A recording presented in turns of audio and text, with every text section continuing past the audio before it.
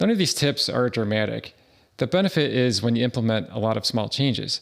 That can remove a lot of friction from your painting sessions. In fact, the first tip is about cleaning palettes, and I was able to reduce the time it takes me to clear it off down to just 20 seconds. Cleaning my palette used to be one of my least favorite parts of painting. When I painted on plastic palettes, dried acrylic paint could be really stubborn to remove.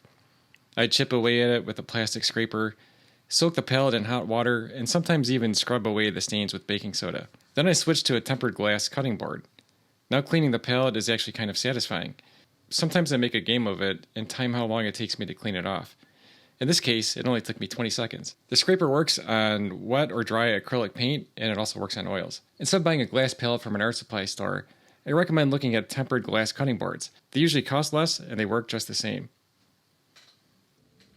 It's annoying when you forget to clean out a brush, or you don't clean it well enough. Once paint dries in the bristles, it's usually toast. At least that's what I thought. But then I discovered the Master's Brush Cleaner. It's a non-toxic soap that's designed for cleaning and restoring brushes. A lot of suggestions online involve using strong solvents or even boiling water, but both of those can damage the brush.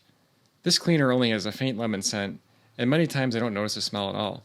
It can soften dried acrylic paint that's built up around the bristles, and it can help restore old brushes that have become stiff from poor cleaning or they have a lot of staining in them. If a brush has bent bristles, I work the soap into the hairs, reshape the brush, and then I let it dry with the soap still in place. Once it's dry, I simply shake out the soap, and the brush often holds the shape much better. So instead of throwing away a brush, I can often bring it back to life. It won't be the same as when you first bought it, but you can definitely get more use out of it. There's nothing more annoying than grabbing a color in the middle of a painting session, only to find that cap won't budge. This might be obvious, but the easiest way to avoid this is to wipe the threads before putting the cap back on, because acrylic paint acts like a glue. If the cap is already stuck, there are several ways you can deal with it. This was recommended from a viewer. You can run the cap under hot water, and that usually softens the paint enough to where you can open it. It helps to put a rag over the top of the cap so you can get a better grip. Golden also makes a plastic tube opener, and one side is shaped so that it perfectly fits their style of caps, while the other side works for standard round caps. And if all else fails, a pair of pliers or channel locks can give you a better grip. Just be careful not to squeeze too hard to where you actually damage the cap or the tube. But a few seconds of prevention, such as wiping off the extra paint, can save a lot of frustration later. For years, I stored my brushes and pencils in jars. It worked, but every time I needed a particular brush, I'd end up digging through the container looking for it. Long-handled brushes also made the jars easy to tip over. Eventually, I switched to a wooden tool block with different sized holes. Now everything has a place. My most used pencils and detail brushes stay near the front. Larger brushes go in the middle, and the larger holes in the back can hold things like utility knives or scissors. Since everything stands upright and there's space between them, I can find what I need at a glance, instead of having to search through a jar of different brushes and pencils and everything mixed together. The block is unfinished, but I added a glossy varnish to it so that it's easier to clean off. One tool that I use in almost every painting session is a simple safety razor scraper. I have a couple of these scrapers and they're all well built. They work really well for scraping off dry or wet paint. The problem is I'm lazy and I tend to forget to clean off the wet paint. When the paint dries, it works like a glue, and that makes it difficult to retract the blade. This is the exact same problem as the stuck paint tube caps. You can take the time to clean off the paint, or if you're lazy like me, you can buy a scraper that has a cap that just pops off.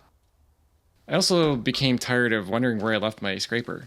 So I made a small holder using a plastic container, foam, and a little sand in the bottom for a weight. I cut a slot into the foam so the scraper slides in, and that way the blade stays protected below the surface. I can easily reach for it and not have to pull the cap off or retract the blade. As for the cap, I put a piece of Velcro on it and attach it to the front of the container. That way I always know where it is. And the neat thing is, I could use that slot to store my plastic razor scraper. I always know exactly where it is, and it's ready to use whenever I need it. When I clean off a palette, I cringe when good paint ends up in the garbage. Artist grade paint isn't cheap, and most of the time there's plenty of it that's still perfectly usable, but that's if you can store it before it dries. Rather than trying to save every leftover color separately, I usually mix the paint together into a neutral gray. Gray is surprisingly useful. I can use it to tone down colors that are too intense, or maybe as a starting point when I mix neutral colors. I use the leftover gray as a starting point for the colors of the silver pitcher, and for the background color. That's paint that would have normally ended up being discarded, which helps me to save money and it doesn't end up in the trash. Another use for this type of gray is to use it for toning canvases. Since it's a nice middle gray, it's not too light or too dark, and that's what you're looking for when you tone a canvas. Once I have the paint mixed together, there are several ways to store it. The simplest method is to place the paint on a piece of aluminum foil, fold the edges over tightly, and then tape it shut. You can even write the date and the type of paint on the outside. Foil works good for short-term storage, but if you need to store paint longer, then I would look into something more airtight.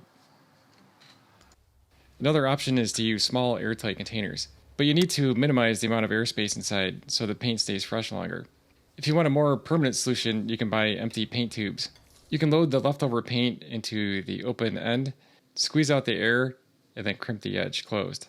You can write the type of paint and the date on the outside, and sometimes I put a little swatch of color on the outside so I can identify it without having to remove the cap. The most unusual method I've tried is using large syringes.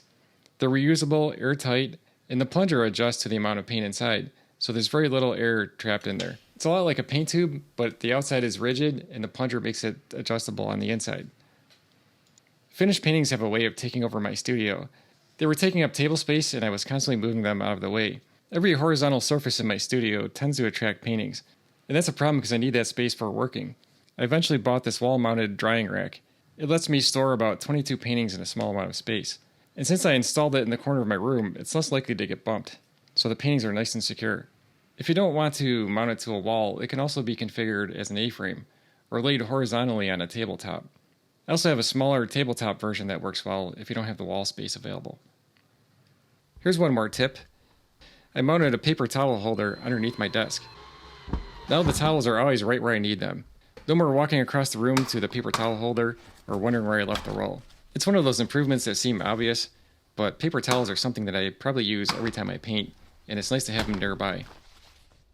One thing I've noticed is that these improvements work together. For example, having paper towels right under the desk makes cleaning the glass palette even faster. Keeping the scraper in the same place means I'm not searching for it every time I need it. None of these tips save a huge amount of time on their own, but together they make painting feel much smoother. If you'd like more acrylic painting tips, I put together a playlist. You can watch it next. Thanks for watching.